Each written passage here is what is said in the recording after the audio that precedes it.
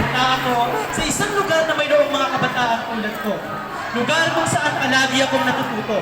At lugar na hindi ko inaakalang matatagpuan ang tunay na superhero ng buhay ko. Ito yung mga superhero na hindi lumilipad gaya ng Superman. Ngunit chalk at eraser ay pinapalipad sa gawing literal. Hindi lumulunok ng bato gaya ni Darna, pero lumulunok ng napakaraming problema. Hindi kasing bilis ni Flash, ngunit recorded na mga grado agad-agad pina-flash. Kaya mga estudyante inuuna si Crush, incomplete award ang makukuhang reward sa SASH. Hindi umahaba ang kamay gaya ni Elastic Man, pero mahaba ang pasensya sa bawat estudyante tinuturuan. Hindi kayo yung superhero palakon ang hinahawakan, ngunit kayo yung mga superhero lakas ng loob ang pinanghahawakan. Mga pangarap namin amin lamang makanta. Hindi kayo yung mayroong napakaraming sapot gaya ni Spider-Man, ngunit kayo yung mga taong tambak-tambak ang ginagawang mga lesson plan.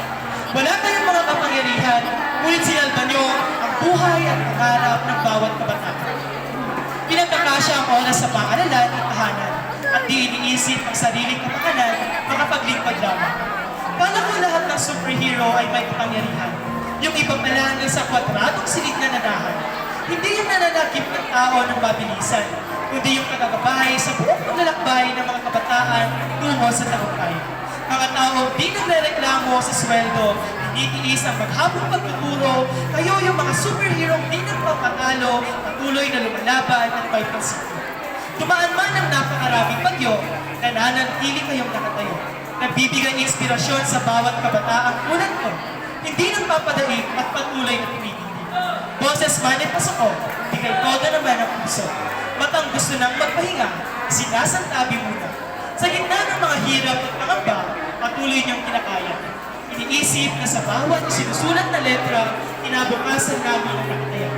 Gurong nagsilbing ama at ina, di lamang sa paaralan, bagos pinagsasabay, pati sa tahanan. Ngayong araw ng mga guro, isang testamento muli na kayo hindi nabigo. Araw na nagpapaalala muli ng inyong kasipagan upang ang bawat estudyante maging produktibong kabataan. Kayo ang sagisag ng isang paaralang matatag, binubuo ang diwa ng pag-asa at patuloy na tinuturo ang daan ng pagkatuto.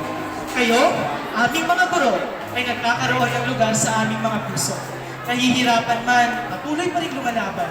Kayo'y mga bituin na nagniningning sa kalangitan at ang mga superhero patuloy na ipinapanalo ang aming laban.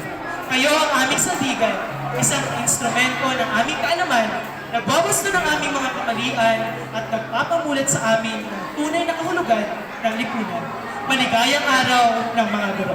Maraming salamat po!